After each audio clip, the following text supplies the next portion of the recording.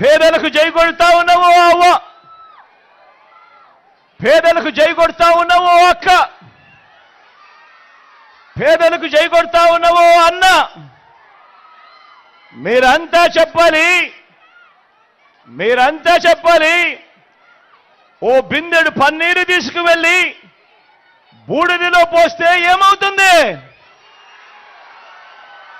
ఏమవుతుంది? ఆ బిందెడు పన్నీరు కాస్త గోవింద గోవింద. ఈరోజు మనం మాట్లాడుకోబోయే విషయం కూడా ఆ గోవింద గోవింద గురించే. ఇది తిరుపతిలో 7 కొండలపై ఉన్న స్వామికి చెప్పే గోవింద నామం కాదు. ఈ గోవింద గోవింద, ఈ గోవింద గోవింద ఏంటో తెలుసా?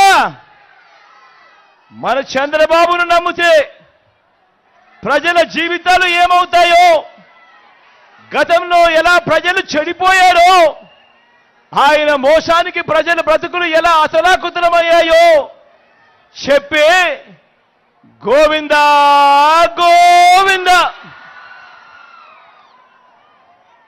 మరి చంద్రబాబు ఈ రాష్ట్ర ప్రజలను నమ్మించి ఏమేమి గోవింద గోవింద చేశాడో చూద్దామా? చూద్దామా? ఒకసారి గుర్తుకు తెచ్చుకుందామా? సిద్ధమేనా?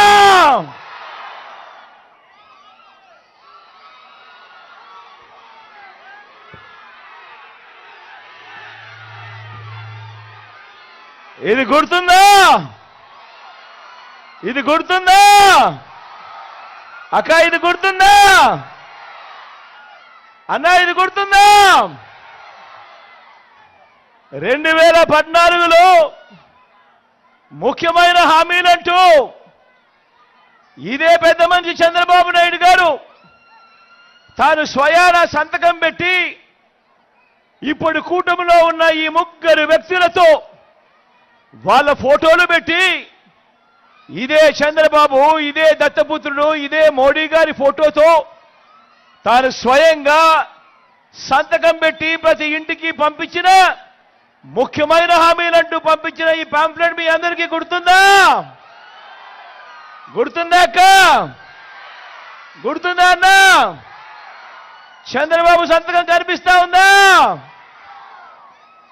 ఇది 2000 ఎన్నికల ముందు, 2000 ఎన్నికలకు ముందు జాబు రావాలంటే బాబు రావాలన్నాడు, ఇంటికో ఉద్యోగం అన్నాడు. ఈ చంద్రబాబు వచ్చేదాకా, ఈ చంద్రబాబు వచ్చేదాకా,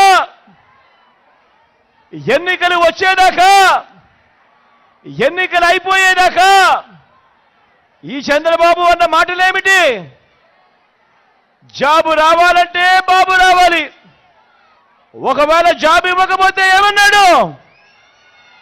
ఇంటింటికి 2000 రూపాయలు నిరుద్యోగ వృత్తి అన్నాడా లేదా? అన్నాడా లేదా? మరి 5 ఏళ్ళు ప్రతి ఇంటికి 2000 రూపాయలు నెల నెల అంటే 60 నెలలు ఇంటూ 2000 అంటే 1,80,000 రూపాయలు. ఏమైంది? ఏమైంది?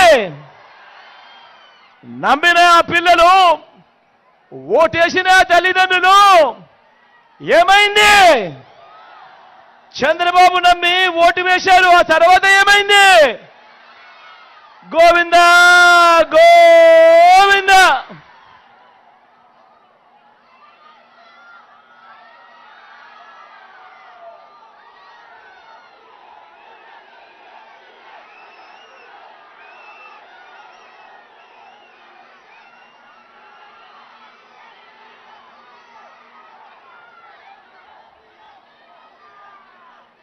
ముఖ్యమైన హామీలంటూ ఇంకా ముందుకు పోదామా? ఆయన ఏం చెప్పాడు?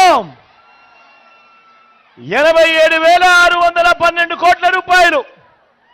మళ్ళీ చెప్తా ఉన్నాను, 87,612 కోట్ల రూపాయలు రైతు రుణాల మాఫీ అన్ని కూడా మొదటి సంతకంతోనే మాఫీ అన్నాడు. బ్యాంకుల్లో పెట్టిన బంగారాన్ని విడిపిస్తానన్నాడు. బ్యాంకుల్లో పెట్టిన బంగారం రావాలి అనంటే బాబు రావాలి అన్నాడు. నా రైతన్నలు 2014లో ఈ మాటలు నమ్మి చంద్రబాబును ఓటు వేసి గెలిపించారు. ఏమైంది మళ్ళా? ఏమైందక్క తర్వాత? ఏమైందన్నా తర్వాత? గోవింద గోవింద.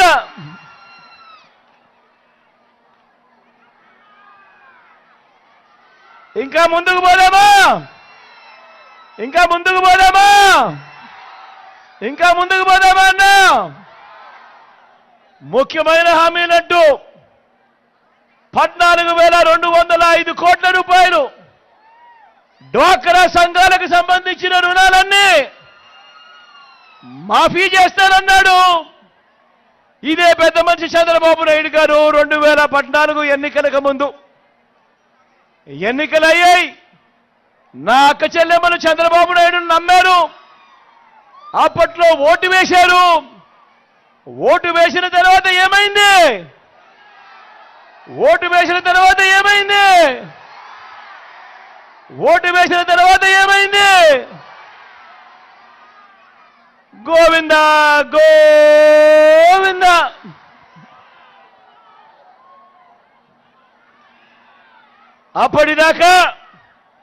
అప్పటిదాకా ఇస్తా ఉన్నా సున్నా వడ్డీ కూడా గోవింద గోవింద.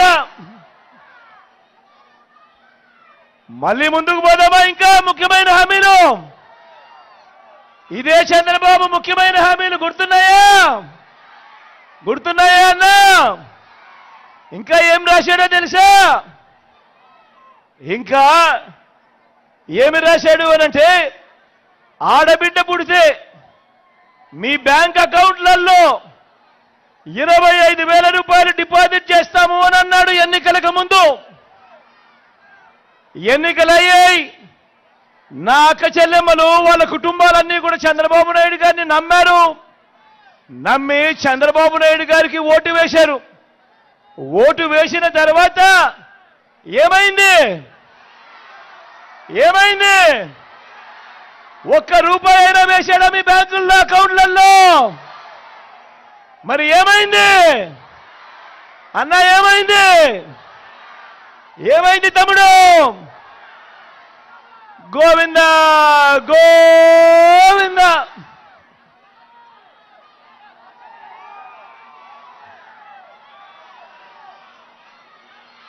మహాలక్ష్మి పథకం కింద దేవతల పేరు కూడా పెట్టి కూడా మోసం చేసిన వ్యక్తి ఈ చంద్రబాబు. ఇదే పెద్ద మంచి చంద్రబాబు నాయుడు గారు.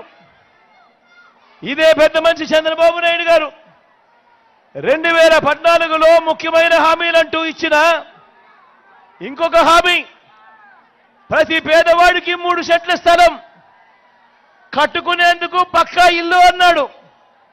నా అక్క చెల్లెమ్మలు ఈ మాట నమ్మారు.